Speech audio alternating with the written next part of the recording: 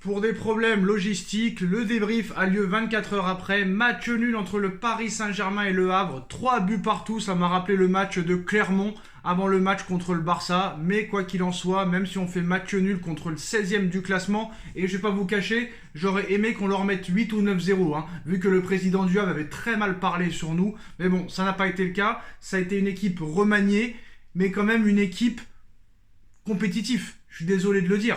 Alors, il y a un moment donné, je veux bien les défendre, mais des fois, t'es indéfendable. Moi, il y a des choses que j'ai vraiment pas aimées, et il y a des choses que j'ai aimées. Alors, on va commencer par les choses que j'ai aimées. Déjà, cette haine de la défaite. Depuis que Luis Enrique est là, il y a une haine de la défaite. Contre Clermont, t'es mené 1-0, tu fais tout pour revenir à un partout, et tu reviens à un partout. Hier, t'es mené 3 buts à 1. 3 buts à 1 chez toi. J'ai envie de te dire, t'as 11 points d'avance. Il y a quelques années, ils auraient laissé complètement filer le match, ils auraient perdu et c'était terminé. Et non, là, le Paris Saint-Germain, les hommes de Luis Enrique ont trouvé les ressources pour non seulement revenir à 3-2, mais aussi à 3-3 dans les dernières secondes grâce à Gonzalo Ramos.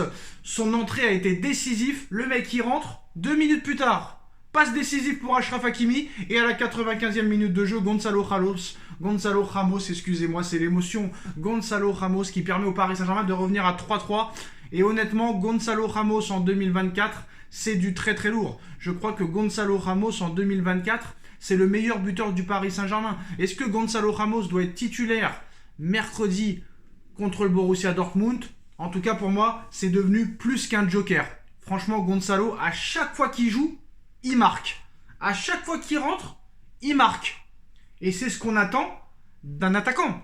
Donc honnêtement, pour moi, c'est plus qu'un super sub. Et je pense que l'année prochaine, Gonzalo Ramos, s'il n'est pas blessé, s'il n'a pas de pépins physiques, s'il n'a pas de problème, de blessure, il va nous faire une saison à plus de 40 buts la saison prochaine. Je l'annonce. Screené, enregistré, mémorisé. La saison prochaine, si Gonzalo Ramos fait une saison complète, c'est une saison à 40 buts. Je vois en lui du Edinson Cavani.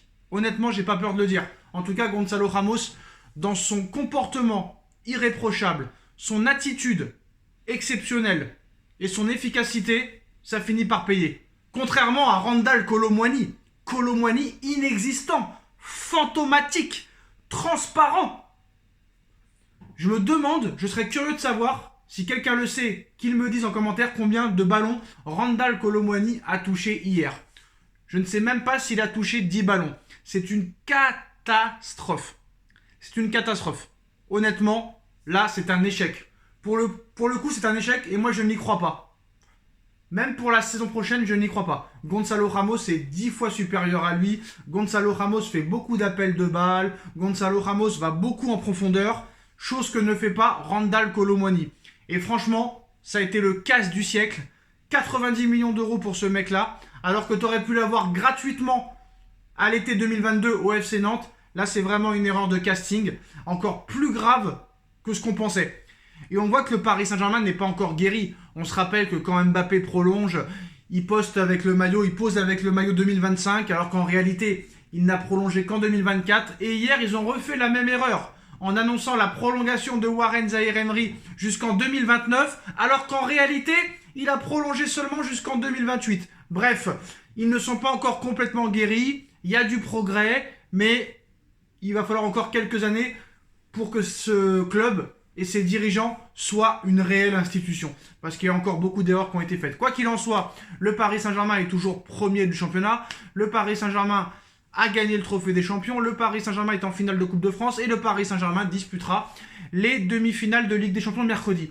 J'ai envie de te dire quand même que ce match nul est un mal pour un bien. Pourquoi? Parce que si on avait gagné tranquillement, je pense que le melon, les pastèques de tout le monde auraient été grandissantes. On est les meilleurs, on est trop forts, mercredi contre le Borussia, ça va être du gâteau. Alors que là, ce match nul contre le 16e du classement va les faire redescendre sur terre. Je pense que ça va les faire redescendre sur terre. En tout cas, la grinta de Luis Enrique, c'est exceptionnel. Seulement une défaite cette saison en Ligue 1. Seulement une défaite en Ligue 1 cette saison. C'est quand même assez incroyable, on va pas se mentir. Quoi qu'il en soit, à 3-1, Luis Enrique continuait à demander à ses joueurs d'attaquer, de presser. Et ça, c'est vraiment magnifique.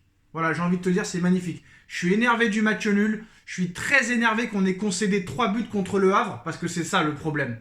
La défense est un vrai problème. Et moi, ça me fait vraiment peur. Alors, pourquoi le Paris Saint-Germain bat le Barça et fait match nul contre Clermont et contre le Havre? C'est très simple, ces équipes-là jouent en contre. Et pour battre le Paris Saint-Germain, il faut jouer en contre. Heureusement pour nous, la Real Sociedad était une équipe joueuse, le Barça était une équipe joueuse, et normalement le Borussia Dortmund, qui en a pris 4 hier, 4 contre le Red Bull Leipzig, est une équipe aussi qui joue au foot. Donc ça, c'est bon pour le Paris Saint-Germain. Ça, c'est très très bon. Parce que contre les équipes joueuses, contre les équipes qui ne sont pas regroupées derrière, le Paris Saint-Germain est plus fort que l'adversaire. Et si Paris, par bonheur, passe les demi-finales pour aller en finale, si on tombe contre le Real Madrid, j'ai peur que ce soit très compliqué. Parce que des équipes comme le Real Madrid, qui défendent comme des chiens, qui restent à 11 derrière et qui jouent en contre, et ben ça, c'est pas pour nous. Franchement, c'est pas pour nous. Donc moi, je suis pas pessimiste pour le match de Dortmund, parce que c'est une équipe très joueuse. Donc là, on va avoir la possession, et en plus de ça, on va avoir très clairement des boulevards. Il y aura des boulevards pour Barcola, pour Dembélé, pour Mbappé, et ça va être du chocolat. Ça, c'est très bon pour le PSG.